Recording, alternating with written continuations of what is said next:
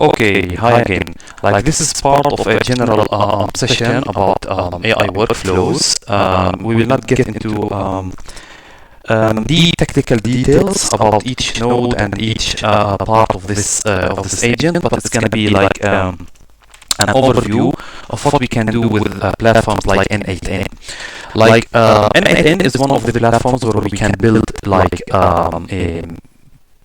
some kind of AI agents and like AI-powered workflows, I like to say. This is one example of an end-to-end AI workflow that has three main components. Like we will take a generic overview of this model here. Like it starts with a data extraction. And then it has the core agent component, and it ends with some kind of a notification that we can send to a mobile. Like we can change this to anything else we want to, like maybe for an email or like Slack or another application that we may need to use. Like this model takes a bit, maybe 2 to 3 minutes to run, so I will click on execute workflow here. So it starts while we discuss the design.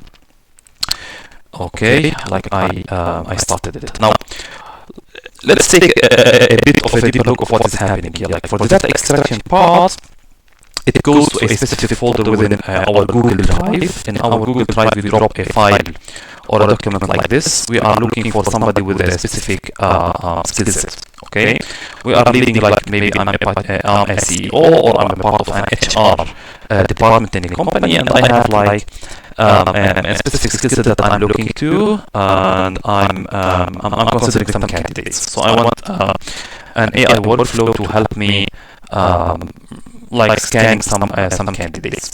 So the moment that this workflow detects a new file being pushed into this folder that we've just checked, it pulls the folder, it downloads it here, and then it extracts some data or the text that we've seen from this document at this node.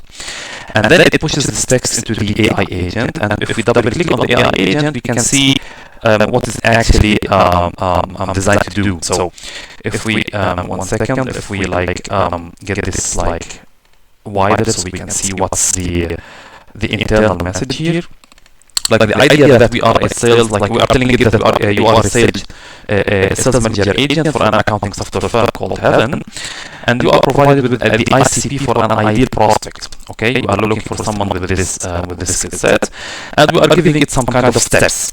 Okay, like first it needs to use the sub-agent tool, prospecting sub-agent tool to search for leads. So it goes over the internet, it pulls some kind of portfolios that are related to this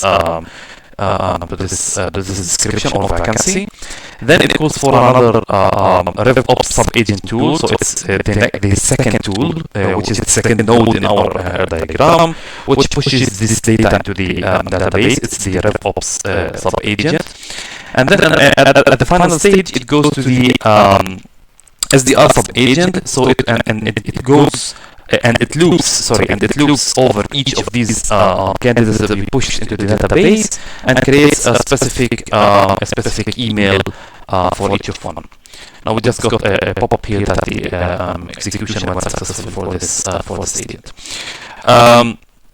Okay, so these are like the main parts of the system prompt. If we get back to our design, we can see, okay, that it called our model 4 times. And then let's try to see these like 3 main tools that it used, like the prospecting sub-agent, which is the one, let's double check. Okay, so that's the one it calls at the beginning to pull some kind of leads. Okay, so here is the description and the message within the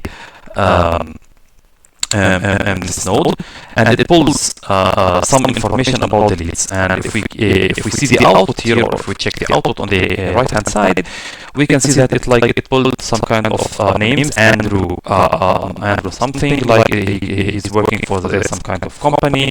He's the vice president of finance. Here's his email and stuff like this, like Jonathan and then Patrick and then like here's Ravi and like maybe it pulled here like 5 names, okay, from 0 to 4. It pulled 5 names, and if you can look them up after that in LinkedIn and something like they are like real names that it pulled here.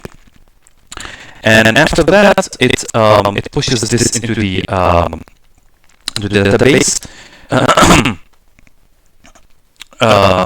No, actually, this is the last node. The second node is this one.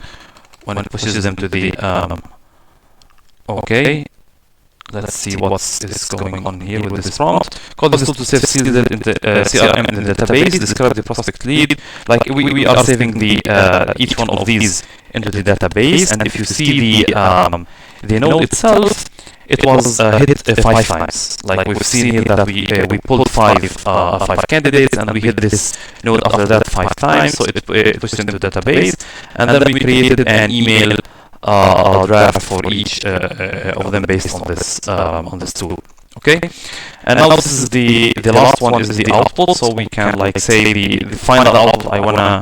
I wanna say, or I wanna see it's a success and a summary, and here it's telling us a false because it did not find the needed candidate, or it failed maybe to write an email about one of the candidates. We need to dig more to exactly find the root cause of why it's saying false at this case. But this is a logical false. It's not a problem with the workflow itself.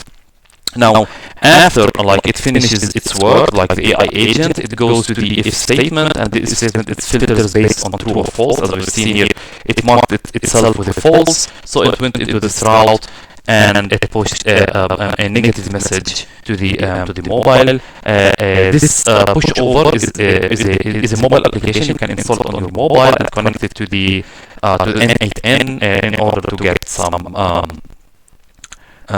inputs. Okay, now this is the main end-to-end flow. At our sessions, we can get deeper into this, like where is the database, how are we pulling the data, and stuff like this, like how do we get it connected to our Google Drive, how do we push these to our mobile, so and stuff like this. Thank you for watching, and we hope you are getting a good learning experience with these classes.